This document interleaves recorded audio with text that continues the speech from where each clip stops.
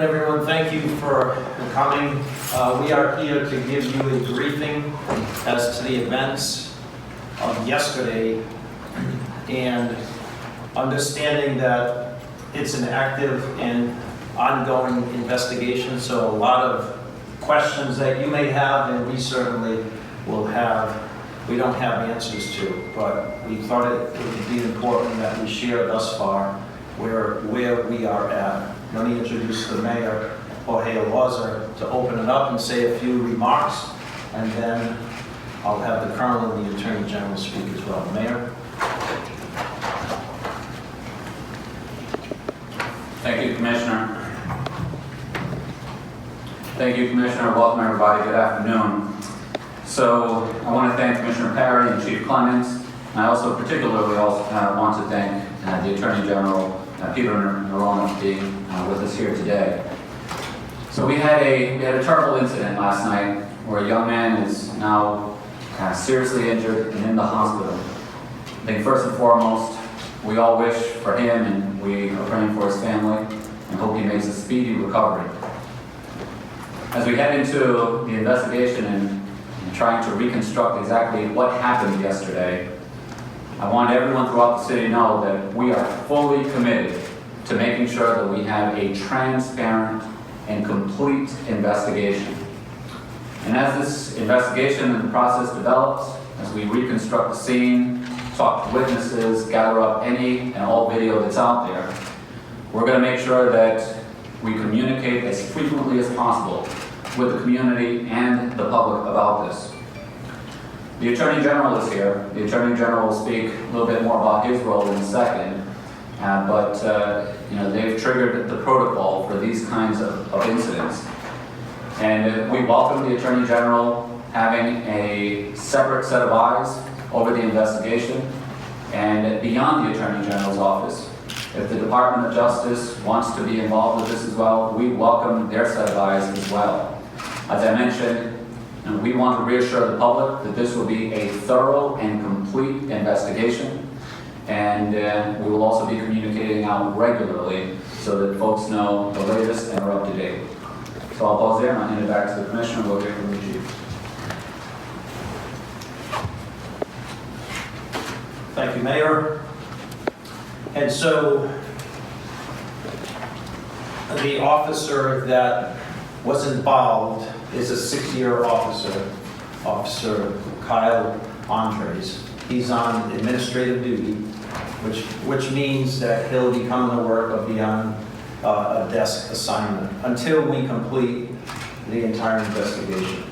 You touch on a couple things. If there's anyone out there that has video, whether it's a security video from your home or from a business, or you have video from your iPhone or any other device, we're asking for people to give us any video that exists out there as we try to get all the information and everything that happened leading up to and including the point of contact and how this young man suffered the injuries that he did. As the Mayor said, and I appreciate the Attorney General being here, he and I spoke last evening, and we continue to both collaborate and be involved in the inquiry and investigation.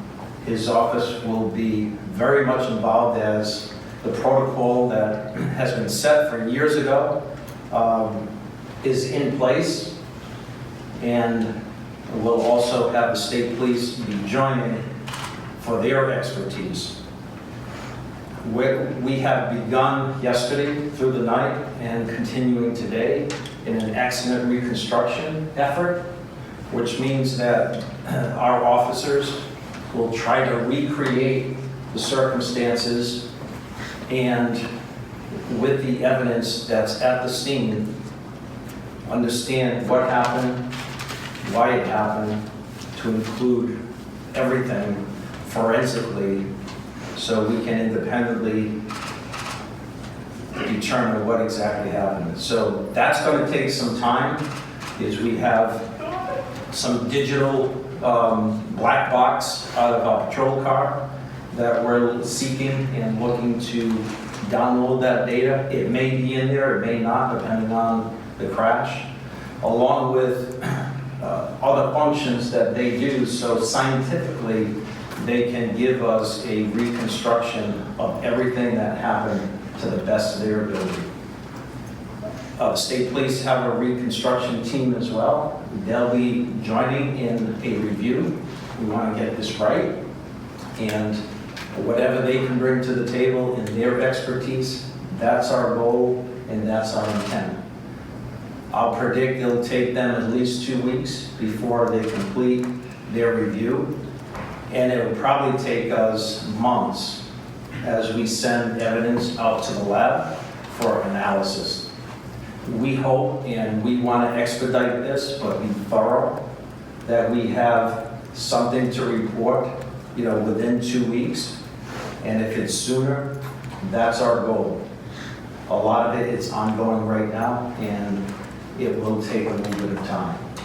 Let me ask the Colonel to come up and speak about the events of yesterday, what our patrol officers faced, and what led up to. As I said, we're not going to be able to answer questions that are obvious because we don't have those answers. Colonel Clements.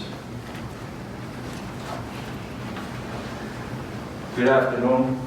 Thank you, Commissioner. Nothing good comes from a young man sitting in the hospital, sitting with a very serious injury from a tragic event. So, up top, thoughts and prayers from this department to his family and his friends, genuinely. So about 15:24 yesterday, 15:24 hours, which is 3:24 in the afternoon, the calls started coming into Providence Police Command Dispatch. There were several calls. By the end of the event, there were over 25 separate calls for large groups of ATVs, dirt bikes, mopeds, motorbikes, scooters, and most of the calls indicated up to 300 of those vehicles. Those vehicles came into the city, left the city, and came back into the city. They traveled into Providence, Johnston, Cranston, Situate, East Providence, Pawtucket, I-95, Route 6. When they came back into the city later in the afternoon, they came through several neighborhoods: India Point, Fox Point, Henderson Bridge, Blackstone Boulevard, North Main Street, Canal Street, downtown, Cranston Street, Westminster Street, DuPont, Niantic, and eventually Elmwood Avenue. These vehicles, as we've seen, unfortunately, it is a huge challenge. That not only this police department, but police departments in cities around the country and neighboring municipalities to the city of Providence face. It is a significant challenge with no magic solution. These vehicles operate in a completely unsafe manner, reckless, left of center, maneuvering into oncoming traffic, no regard for other safety, including going through traffic controls, red lights, stop signs, and those dangers really are a challenge for us. So what we do in these events is try to monitor their path and follow them from a safe distance or from a distance. And the bikes overcome the police cars that you'll see videos of, have seen videos of, and may see more videos of in the coming days. The police marked units have their lights on and try to monitor them and escort them off main thoroughfares and hopefully out of the city. And that's what was occurring yesterday, right up until 5:50, just before 6 p.m. There was a large group exiting Providence on Elmwood Avenue towards Cranston. Went at the corner of, right near the city line, Bissell Street. There's a small black moped which is in front of one of the marked units following, in a distance with his lights on. That vehicle, that moped, took an abrupt right-hand turn up towards the sidewalk of Bissell Street, mounting the curb, losing control, and it appears came into collision with a house. And that's what we had. And all the rest is, as the mayor and commissioner have laid out, under investigation. I urge everyone, and we are doing the same. Everyone is quick as we talk about this to try to find out the next set of facts. I urge everyone not to rush to judgment in that, look, we have to break it down. This will be broken down frame by frame, moment by moment. There will be all sets of eyes on it. We will be transparent. We will be forthcoming with the information as we can release it properly. It does nobody any benefit by releasing the information that we have to retract and say, wait a minute, there was another angle, there was another camera, there was another witness. So we're looking for all camera surveillance video footage. We're looking for any witnesses with any cell phone footage of this particular event. Certainly we're looking for the surrounding area, houses, residences, commercial areas for that security footage.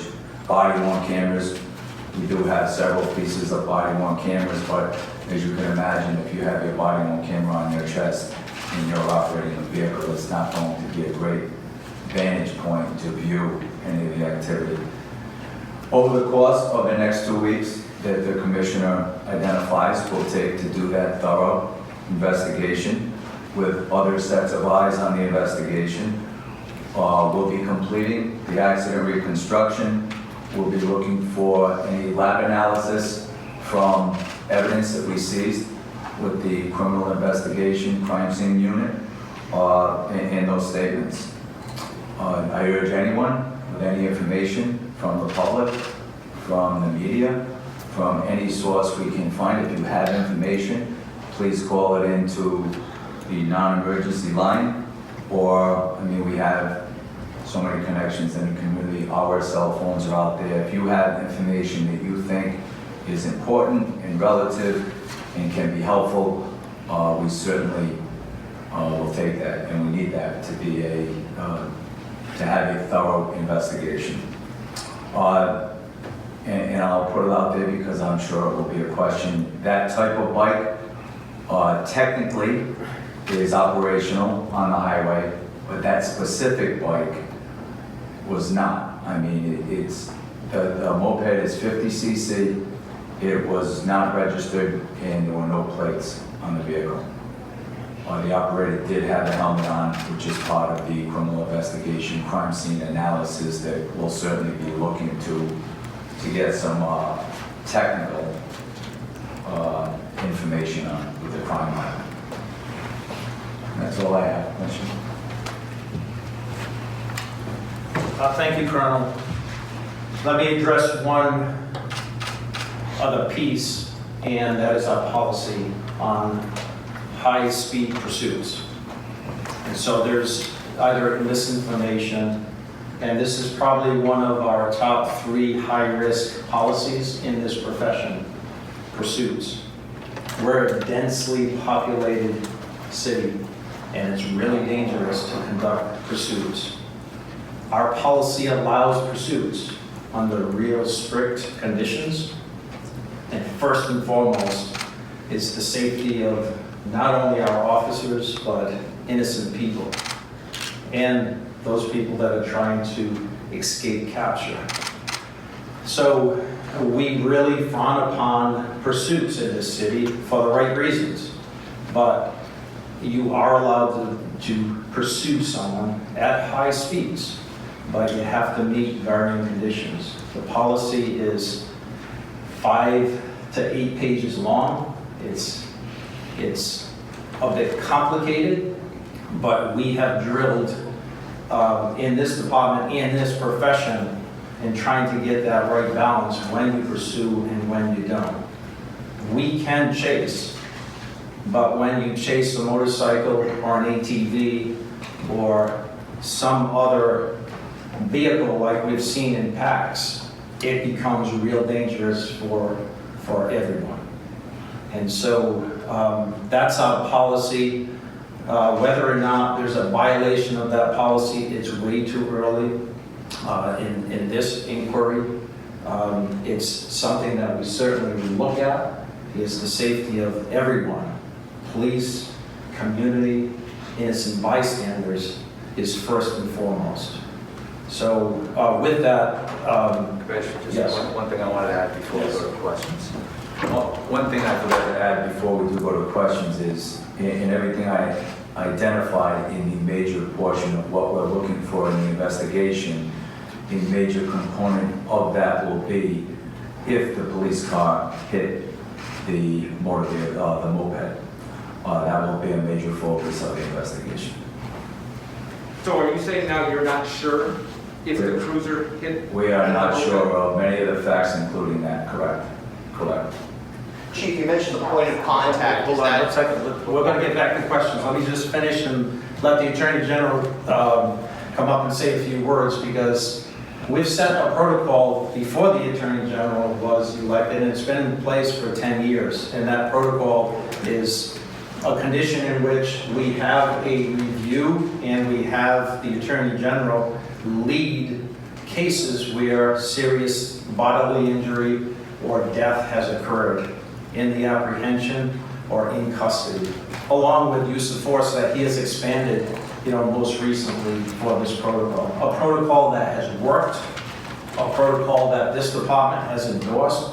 We're appreciative of that. A protocol that we reached out last night to his office and asked for that protocol to be executed. So we appreciate your office, Mr. Attorney General, and please come up and say a few words about your role and the role of the state police. Thank you, Commissioner. Thank you, Mayor, Colonel. So last night, Commissioner Perry reached out to me and let me know about this incredibly unfortunate event. So the protocol that we're talking about is triggered whenever there is injury involving a civilian and a police officer.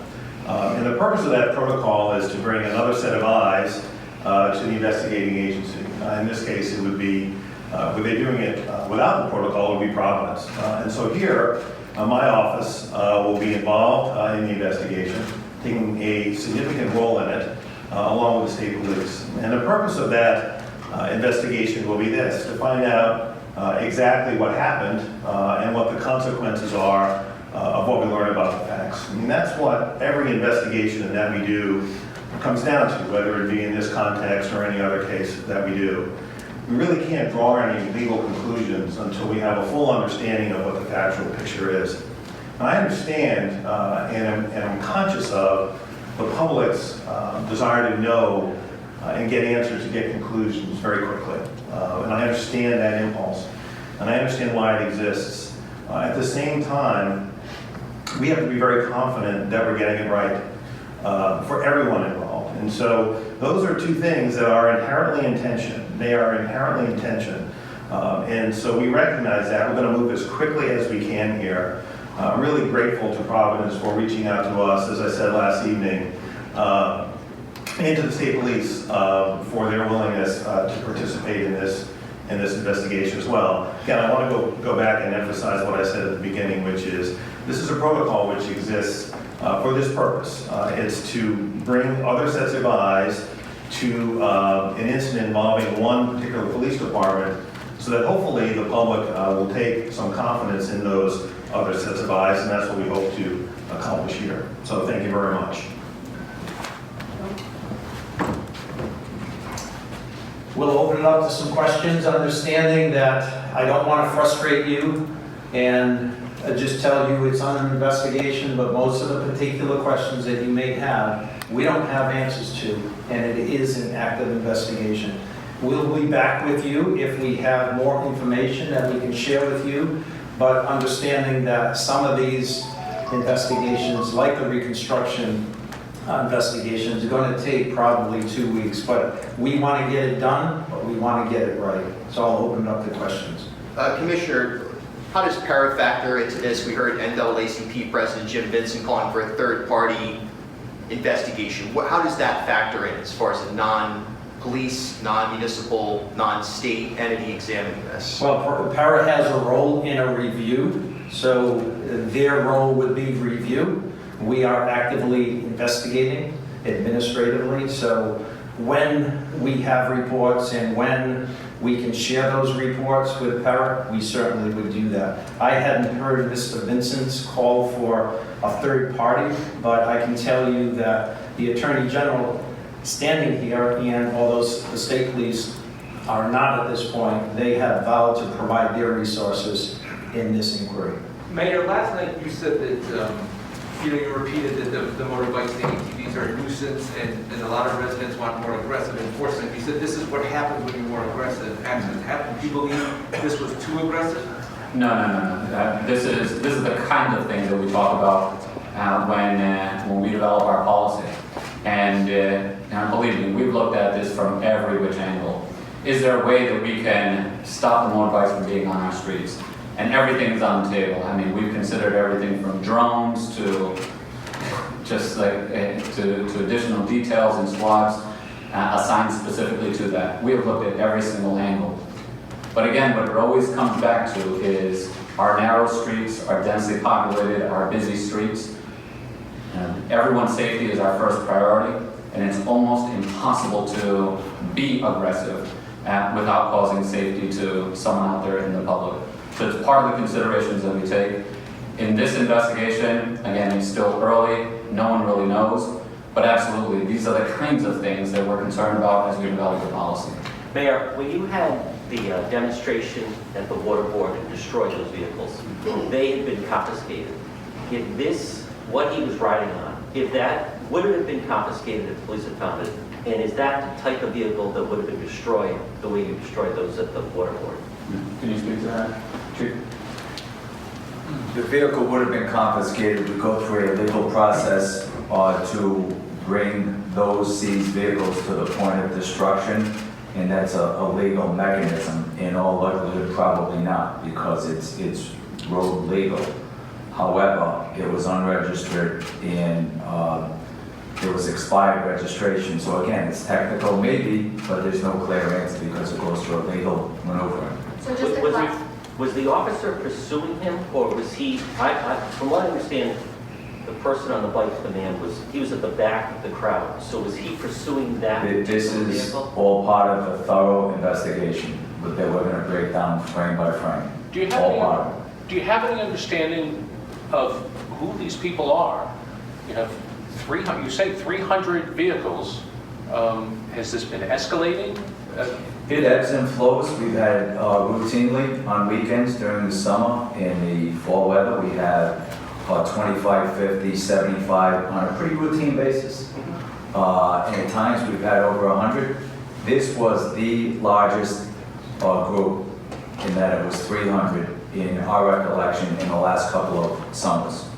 So again, with social media, they can group up many bikes, many are from out of the city, some are from out of the state. So yes. Do you know who they are?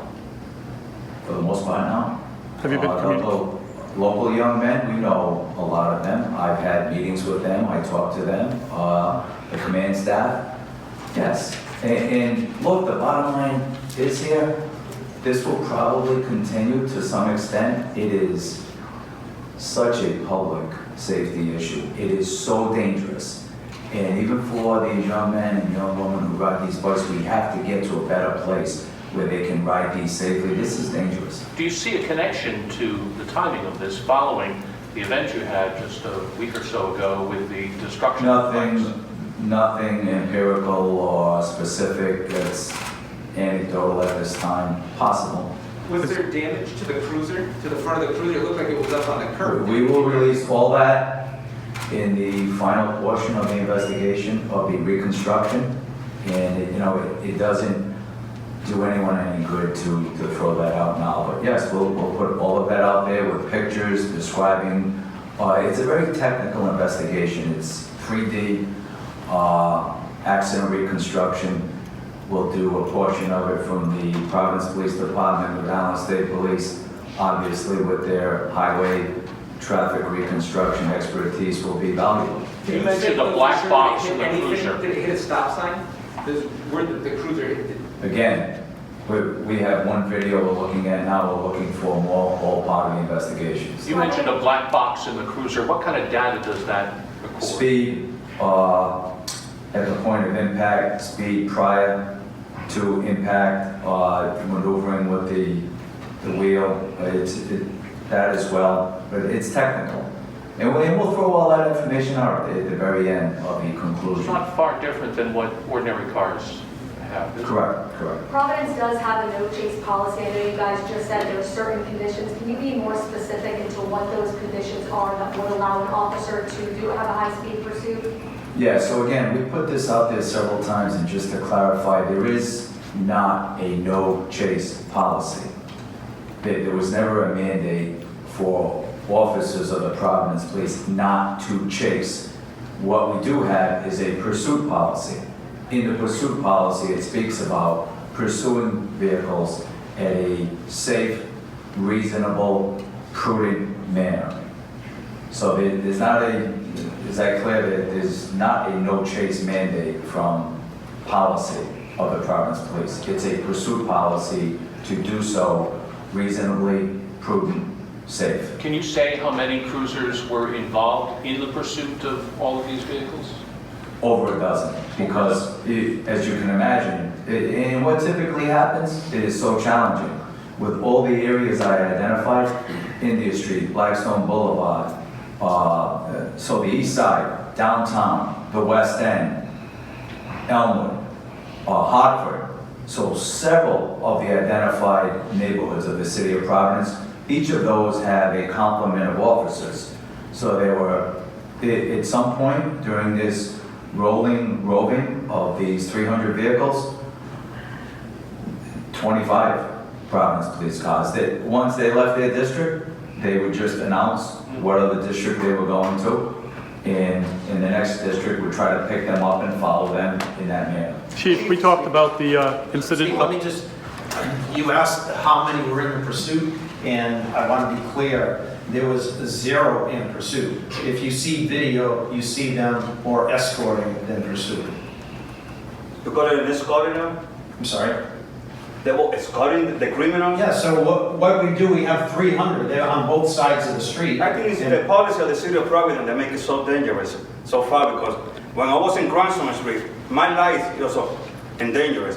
What are you going to say to the regular people that witness these people committing a crime? You guys doing nothing. Right. Hand ties. Are you tying the hand of the police department? No, we're not tying the hand, and that's why, there's a perception that we do not pursue. We do, but in a safe way. It's frustrating to you, it's frustrating to the police officers because it's dangerous when packs of these ATVs are out riding anywhere in this country, particularly in Providence. You said that the investigation is going up to the point of impact. Will there be investigations into some of the actions police officers may have taken after the impact? Because I saw on video one of the officers tugging on the victim's arm, Sure. and that doesn't seem to be good first responder strategy for a person who just went into a wall or off a bike. Yes. Yes? Chief, you mentioned the point of contact. There's a stop sign that appears to have been struck yesterday, skid marks all over that site.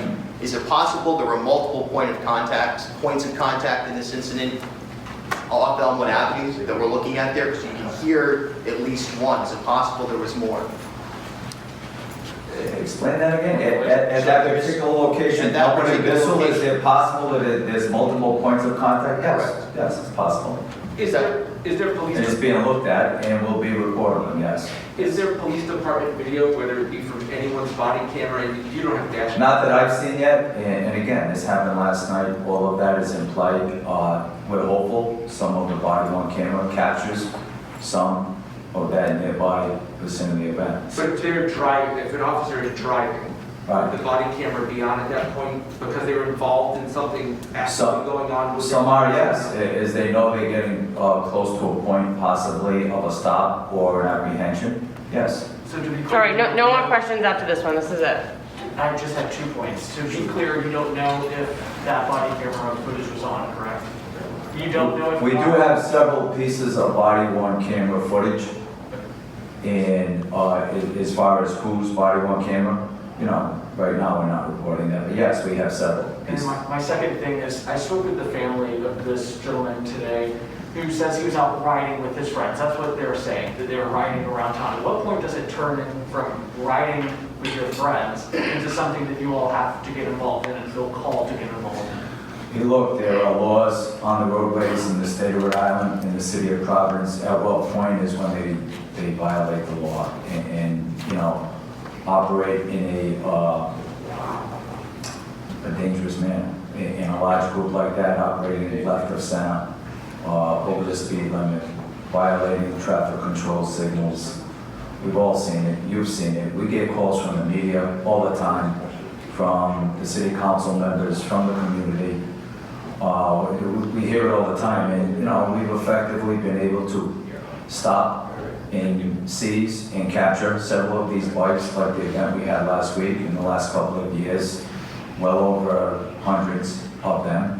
And we knew sooner or later, and we speak about it at these conferences. It's so, press conferences, it's so dangerous.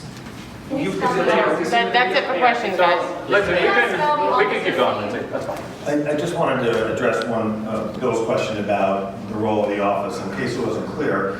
So leaving this case out of it for a minute, whenever there's a activity involving police officers that needs to be reviewed, there are three potential outcomes.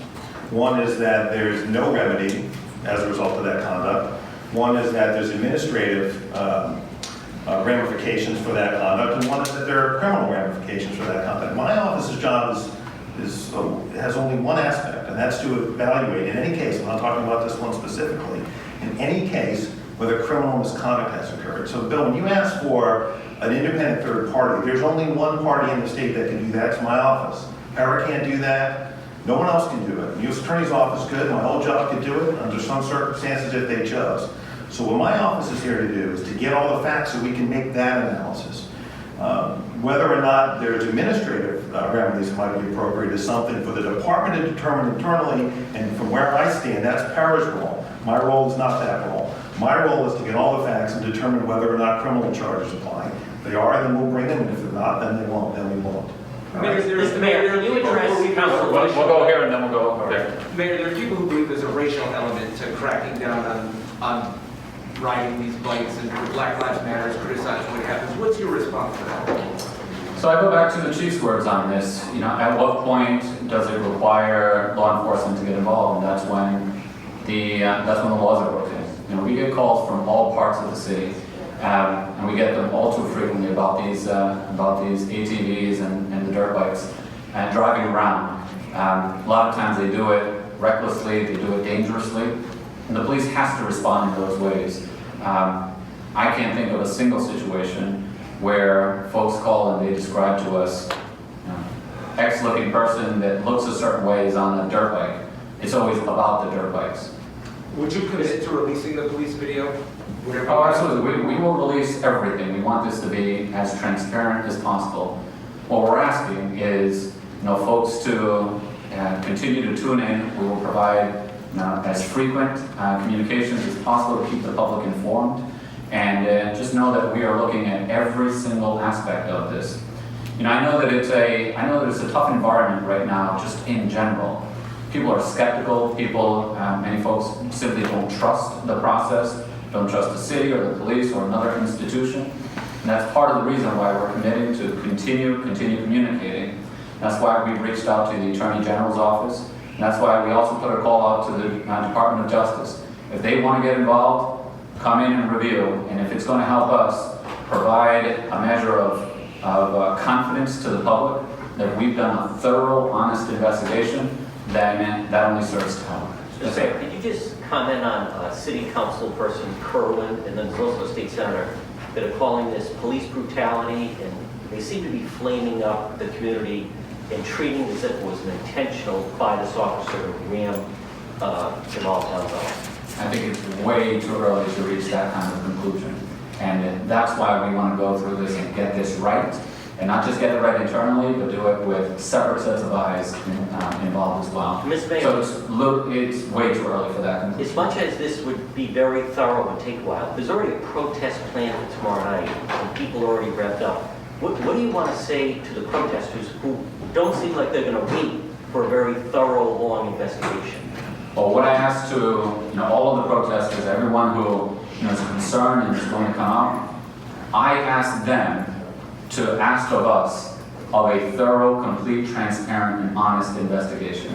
That's what we owe to everyone involved in this process. And that's what I hope everyone is calling for. And that's exactly what we're going to deliver.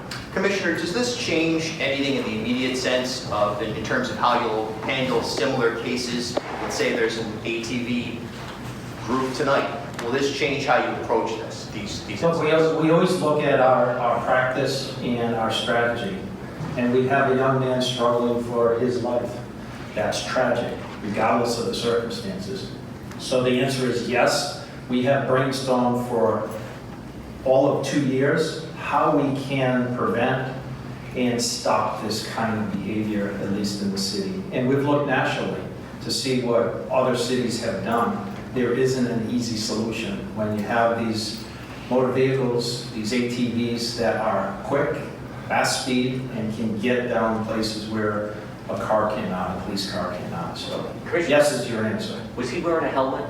He was wearing a helmet, yes. And can you describe, was it like a full encompassing helmet that you can't tell someone's skin color or gender, or was it a smaller helmet? I couldn't tell you. That's a part of the investigation. I did not see the helmet and how much it protected his whole head. Thank you, folks. We could do follow-up one-on-one afterwards.